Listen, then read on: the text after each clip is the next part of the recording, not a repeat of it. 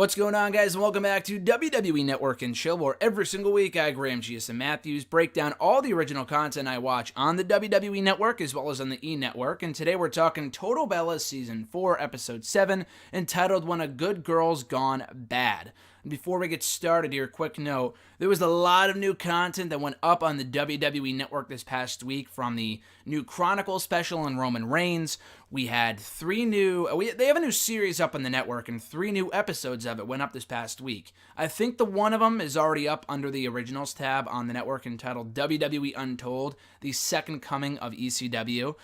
There's 2 more episodes planned either for today or tomorrow, later on this week. If you go to the article on WWE.com that gives you the rundown of all the new episodes and all the new shows debuting on the network this week, if you click on that link, there's one on Eddie Guerrero in his WWE Championship win. I forgot what the other one was. Or if you simply watch WWE Untold and scroll down, you'll see under the related tab the other 2 episodes of WWE Untold. So I'll be breaking those down, watching those in the days to come. The ECW one I have already watched. I already took notes down on that one. I already reviewed it, actually. That episode will be up on Friday, so stay tuned for that. And then I'll also have my thoughts and review up on WWE Chronicle and Roman Reigns, which I have not had a chance to watch yet. I'm actually waiting to watch it with Alexis on Thursday, so my full review up of that will be up either on Saturday, Sunday, or Monday, probably over the weekend on Saturday or Sunday. And then the other 2 episodes of WWE Untold will also be reviewed here for Network and Chill at some other point this weekend or next Monday. So a lot coming up here on Network and Chill in the days to come. But today we're talking about, as I said earlier, Total Bellas. So the last we saw of Nikki Bella, she was on her date with Peter from The Bachelor. So they had a good time, they had good chemistry, and the last we saw of Nikki, Peter was going in for a kiss. He got a bit too confident, got a bit cocky, and was like, I don't think he asked her if she kisses on the first date. But he asked something along those lines, like, oh, how do you think this date is going? Or like, I really, really like you, blah, blah, blah. He's obviously got a little alcohol in his system. But he goes in for the kiss. So when the episode ended the last time, we don't know what Nikki's reaction was. My guess was that she wouldn't take the kiss, and obviously she didn't. So we see the reaction here. She actually dodges the kiss at the last second, and she goes, no kiss, I'm sorry, I'm not ready for that.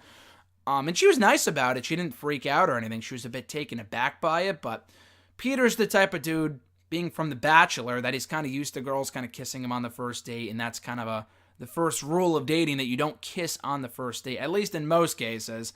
Nikki knows that, and that's exactly what she avoided here. So like I said, she said that she wasn't ready. She said it was a lot to really digest the night one, but they both agreed it was a lot of fun, and they had a good time, and maybe they'll see each other again down the road, especially if their schedules line up and, everything works out. And like I said in my review of the last episode from last week, I think they agreed that they would be both in New York around the same time, so they might hook up again at some point in the not-so-distant future. So after the date, Peter drops Nikki off, not at her house. I forgot what Nikki's living situation is at this point. I don't think she's living with Bree and Brian. I think she has her own apartment. She has that apartment on the water. I forgot completely about that from earlier on in the season. So she doesn't get dropped off there, but rather back at Bree and Brian's house. So late at night, she knocks on the door, the dog's barking, Bree opens up the door, clearly miserable, clearly pissed off that Nikki's at her house so late at night. Bree was not expecting this, but Nikki in her mind, like a fucking college, like a freshman in college, going to her sister's house to spill all the tea, spill the beans on the date, and how it went, and what she was feeling, and how, what she was thinking during the date, and all this other stuff.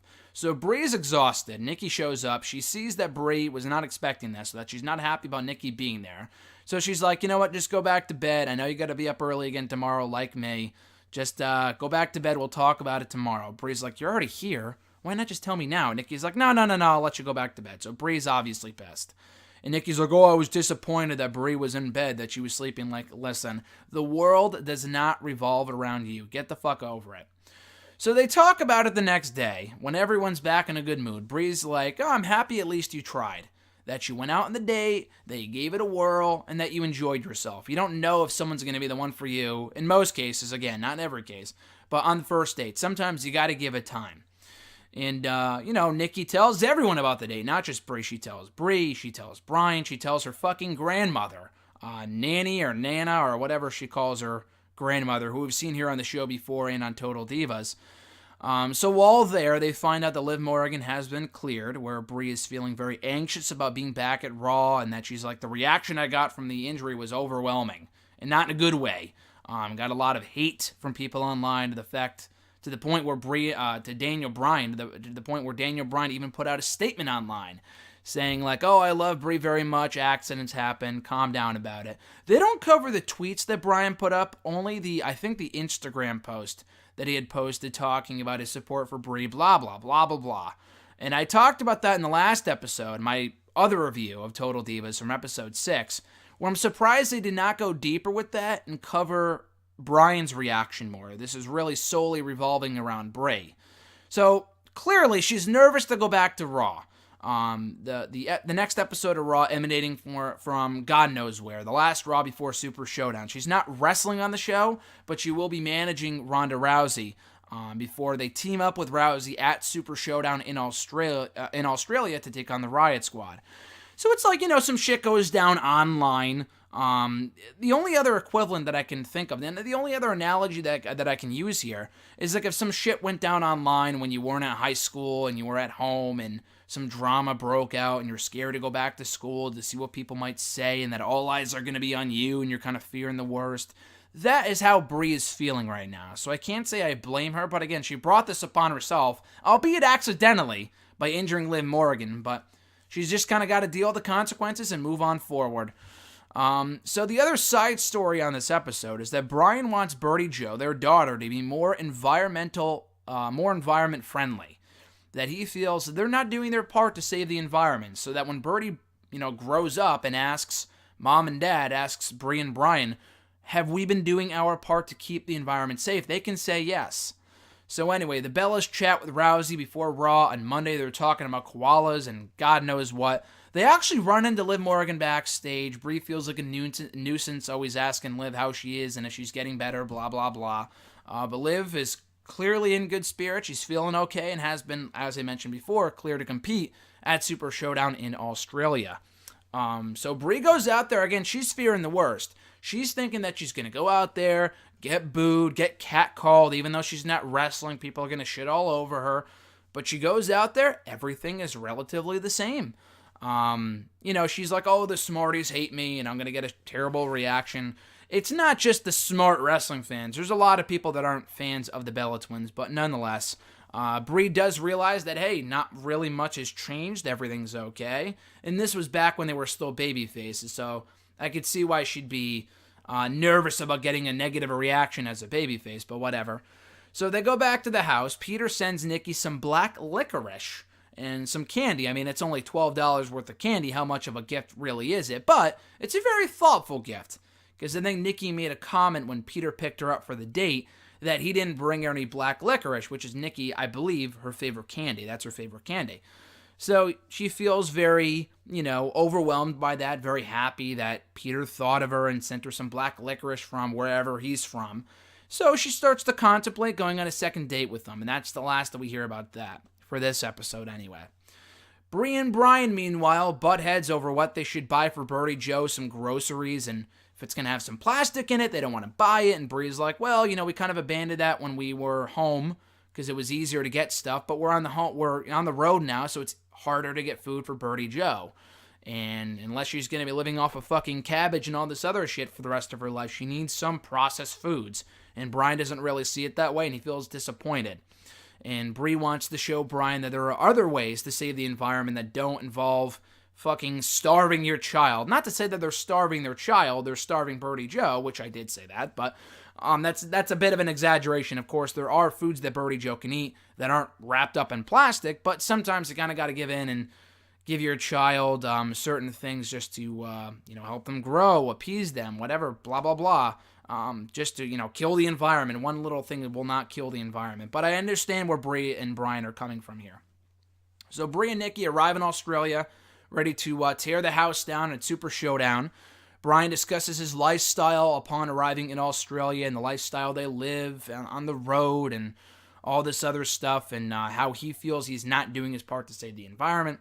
At Super Showdown, Bryan beats The Miz to become the #1 contender to the WWE Championship in a relatively quick match. The match was not all that great at all. Brie, in Super Showdown, at Super Showdown, she's back in the ring. She wants all to go well, but then realizes, this is kind of what I signed up for. Accidents happen. Someone's going to get hurt, whether it be me or someone else. Getting this reaction is just part of the process. It's part of moving on from it. So at the event, the Bellas and Ronda Rousey team up, as I mentioned earlier, in 6-woman tag team action to defeat the Riot Squad in convincing fashion. Nikki, that same night or shortly thereafter, maybe at the Raw after the pay-per-view, I'm not sure, she finds out that she's main eventing Evolution against Ronda Rousey. And she's like, oh, this has never happened before, it's history-making, blah, blah, blah. Come to find out, and they don't mention this here, I'm surprised they even left that in. Maybe it's the E-producers putting the show together, I'm not exactly sure. But it was a bit of a stupid statement to make, because we've had women's main events before in WWE, albeit not that many. But prior to Evolution 2018, that very same fucking year, the women main evented the Royal Rumble, and the Bella Twins were a part of it. So maybe she's talking about like one-on-one matches, but even then, we had a women's main event back in 2016. I was there for that one as well, Hell in a Cell 2016, between Charlotte Flair and Sasha. So, it's a very big deal for the women to be main eventing the show, for Nikki to be a part of it. If she had said, the first time that I'll be in the main event of a pay-per-view, and maybe I misheard her, maybe I'm, misconstruing what she said here, I'm not sure.